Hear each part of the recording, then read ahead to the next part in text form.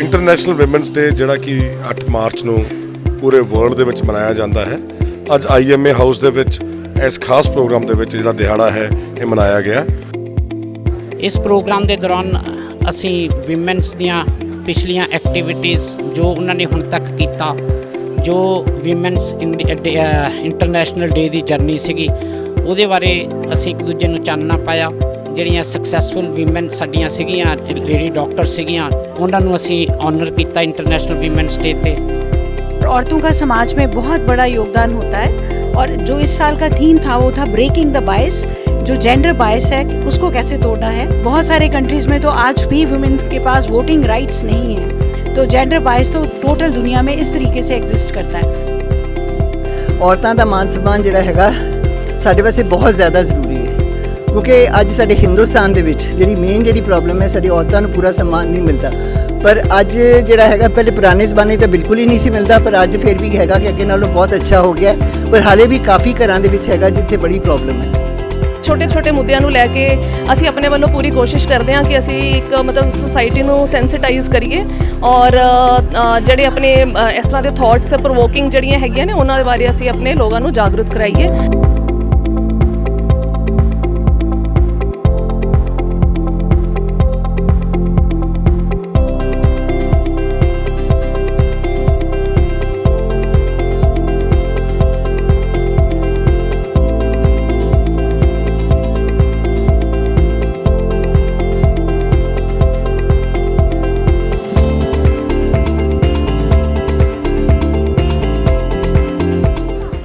हाँ जी, मेरा नाम है doctor Bimal Kanish, president IMA Ludhiana. मैं तो doctor Mohanjit Kaur secretary IMA Ludhiana. असी अज अपना उरे IMA हॉल लुधियाना दे विच women's day celebration, international women's day celebrations कीतियां, जिथे साडे चीफ गेस्ट सीगे पाल नर्सिंग होम तो मैडम जगजीत कौर ते गेस्ट ऑफ ऑनर सी पद्म श्री रजनी बैक्टर। इस प्रोग्राम के दौरान असी विमेंस दियाँ पिछलियां एक्टिविटीज़ जो उन्होंने हुण तक किया, जो विमेंस इंटरनेशनल डे की जर्नी सीगी, उहदे बारे असी एक दूजे नूं चानना पाया। तो जिहड़ियां सक्सैसफुल विमेन साडियां सीगियां, लेडी डॉक्टर सीगियां 7, उन्हां नूं असी ऑनर किया इंटरनेशनल विमेंस डे ते। मैडम रजनी बैक्टर ने अपनी जिंदगी की जर्नी सुनाई कि किवें उन्होंने एक छोटी जी किचन तो शुरू करके हुण अपना कारोबार वधाया, कई किन्ने देशों के विचों लै गए, तो किस बेस ते उन्होंने पद्म श्री मिलिया। ऐदां ही मैडम जगजीत कौर ने सानूं दस्सिया कि किवें उन्होंने शुरू दे विच पहलां सरकारी नौकरी की, जिथे जिथे गए वो जिन्नी क फैसिलिटीज़ गवर्नमेंट वालों अवेलेबल सीगियां उस तरह की सर्विस करते करते किवें उन्होंने सिविल हॉस्पिटल लुधियाना दे विच सिजेरियन सैक्शनस इंट्रोड्यूस किए जिहड़े कि पहलां किते भी नहीं हुंदे सीगे। फिर जब उन्होंने नौकरी छड्डी, किवें उन्होंने एक पाल नर्सिंग होम नूं एक छोटे जे कमरे तो इस्टैबलिश करके हुण प्रेजेंट स्टेटस ते लैके गए। ऐदां ही बाकी डॉक्टर्स ने भी सानूं दस्सिया। डॉक्टर मोहनजीत कौर भी हुण इन्हां ने स्टेज संभाली बहुत अच्छे ढंग दे नाल, ते इन्हां दा ही सारा शो सीगा। तुहानूं हुण डॉक्टर मोहनजीत कौर दस्सणगे। मैं doctor Mohanjit team IMA Ludhiana वालों I extend my heartiest congratulations on the eve of women's day to everybody. मैं सिर्फ यही कहना, बाकी तो सारा कुछ डॉक्टर बिमल ने बहुत अच्छी तरह कहता है, मैं सिर्फ यही कहना चाहती हूँ कि it is my proud privilege to be associated with team IMA Ludhiana. अगर तुहाडी टीम इस तरह की होए तो एक छोटा जिहा आइडिया एक इवेंट बन जाती है, इवेंट सैलीब्रेशन बन जाती है।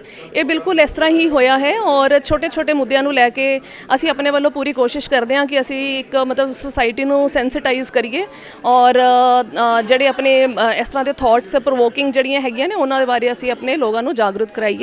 So I extend my warm wishes to each and every buddy and on behalf of team IMA I once again congratulate everybody on Women's Day celebration. Thank you all.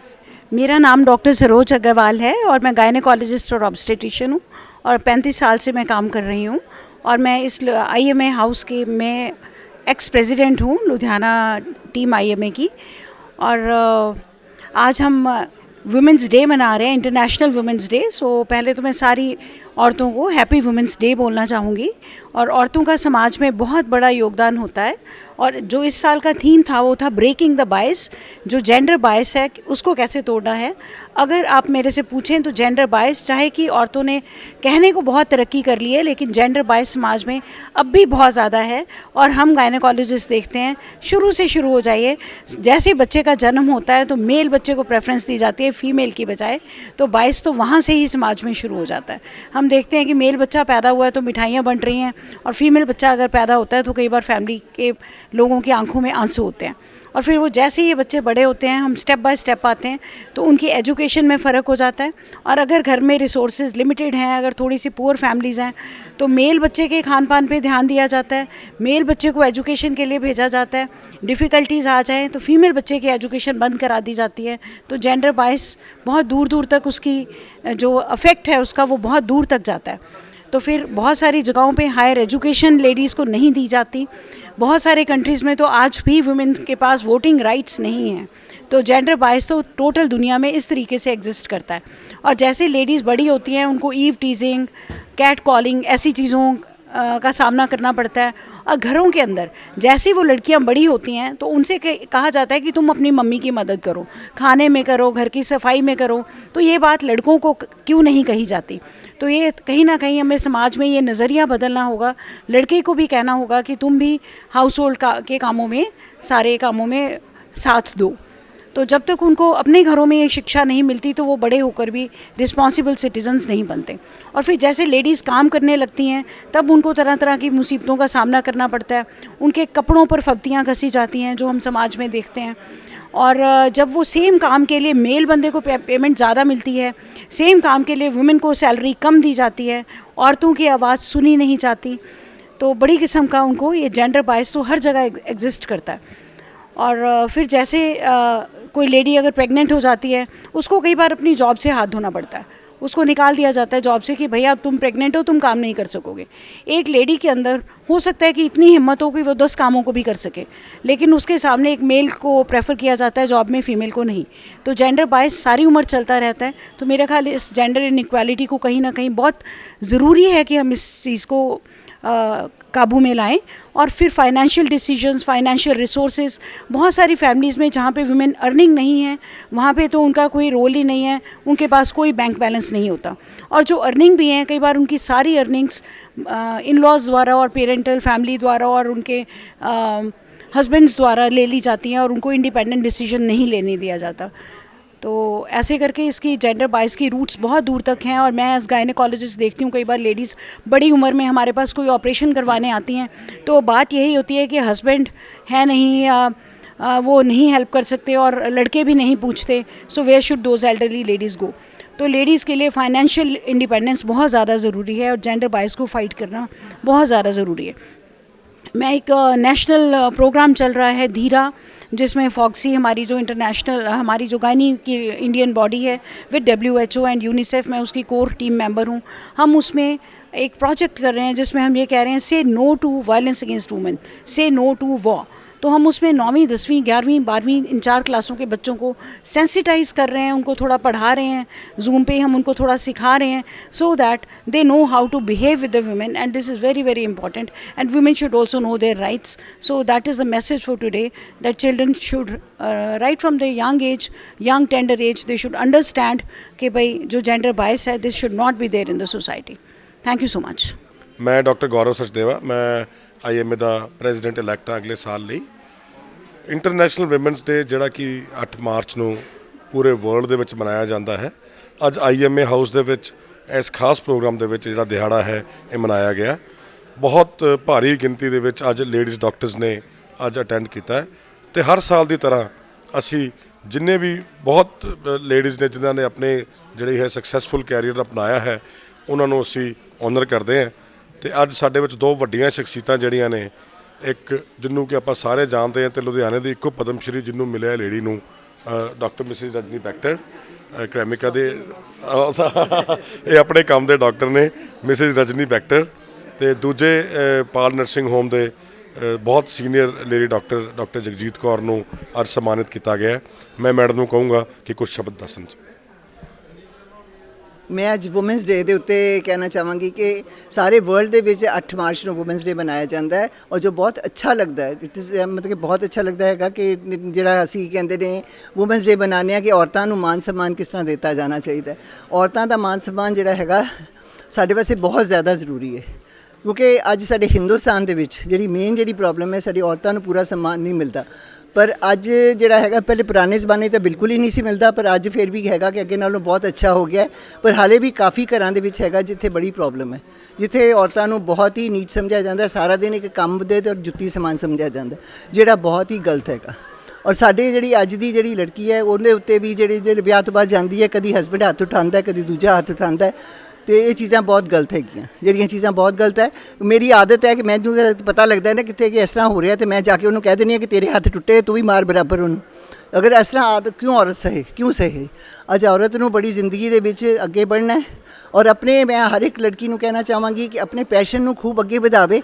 ਸਿਰਫ ਆਪਣੇ ਘਰ ਦੇ ਵਿੱਚ ਜਿਹੜਾ ਹੈਗਾ ਕਿ ਇਹ ਨਹੀਂ ਹੈਗਾ ਕਿ ਘਰ ਦੇ ਵਿੱਚ ਤੁਸੀਂ ਦਬ ਕੇ ਰਹਿ ਜਾਓ। ਮਾਂ ਬਾਪ ਨੂੰ ਵੀ ਕਹਾਂਗੀ ਕੁੜੀਆਂ ਨੂੰ ਅੱਗੇ ਲੈ ਕੇ ਜਾਓ, ਹਸਬੈਂਡਸ ਨੂੰ ਕਹਾਂਗੇ ਆਪਣੀਆਂ ਬੀਬੀਆਂ ਨੂੰ ਅੱਗੇ ਲੈ ਕੇ ਜਾਓ, ਉਹਨਾਂ ਦੀ ਮਦਦ ਕਰੋ ਔਰ ਉਹਨਾਂ ਨੂੰ ਖੂਬ ਅੱਗੇ ਉੱਪਰ ਲੈ ਕੇ ਜਾਓ।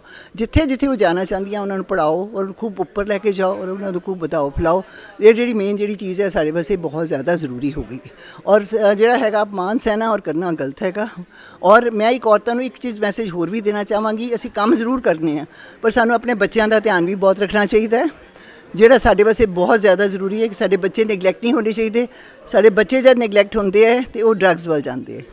ਉਹ ਡਰੱਗਸ ਤੋਂ ਦੂਰ ਕਰਨ ਵਾਸਤੇ ਮੈਂ ਜ਼ਰੂਰ ਕਹਾਂਗੀ ਕਿ ਬੱਚਿਆਂ ਨੂੰ ਵੀ ਉਨਾ ਹੀ ਅਟੈਂਡ ਕਰੋ, ਕਿਉਂਕਿ ਮੈਂ ਆਪਣੀ ਜ਼ਿੰਦਗੀ ਦੇ ਵਿੱਚ ਆਪਣੇ ਬੱਚਿਆਂ ਨੂੰ ਪੂਰੀ ਅਟੈਂਸ਼ਨ ਦਿੱਤੀ ਹੋਈ ਹੈ। ਮੈਂ ਉਹਨਾਂ ਦੇ ਸਾਹਮਣੇ ਕਦੀ ਕੰਮ ਤੇ ਜ਼ੋਰ ਨਹੀਂ ਸੀ ਪਾਉਂਦੀ।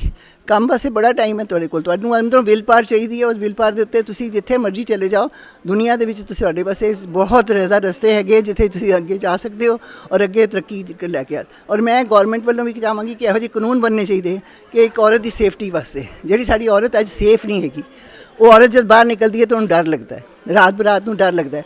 ਉਸ ਚੀਜ਼ ਤੋਂ ਸਾਡੀ ਸੇਫਟੀ ਹੋਣੀ ਚਾਹੀਦੀ ਹੈ ਔਰਤਾਂ ਦੀ, ਜਿਹੜੀ ਬਹੁਤ ਜ਼ਰੂਰੀ ਹੈ। ਉਹ ਸਾਡੀ ਗੌਰਮੈਂਟ ਦੀ ਮਦਦ ਹੀ ਸਾਨੂੰ ਮਿਲ ਸਕਦੀ ਹੈ, ਜਿਹਦੇ ਤਰੀਕੇ ਦੇ ਨਾਲ ਅਸੀਂ ਜਾ ਸਕਦੇ ਹਾਂ। ਔਰ ਆਪਣੇ ਬੱਚਿਆਂ ਨੂੰ ਅਸੀਂ ਐਸਾ ਸਿਖਾਈਏ ਕਿ ਉਹ ਕ੍ਰਾਈਮ ਨਾ ਕਰਨ। ਇਹ ਜੇ ਅਗਰ ਸਾਡੇ ਬੱਚੇ ਚੰਗੇ ਹੋਣਗੇ ਤਾਂ ਕ੍ਰਾਈਮ ਨਹੀਂ ਕਰਨਗੇ ਤੇ ਸਾਰੇ ਦੇਸ਼ ਦੇ ਵਿੱਚ ਚੰਗੀ ਤਰੱਕੀ ਹੋਏਗੀ। ਮਿਹਰਬਾਨੀ, thank you. National Women Day, it is celebrated on 28th February 1909 for the first time.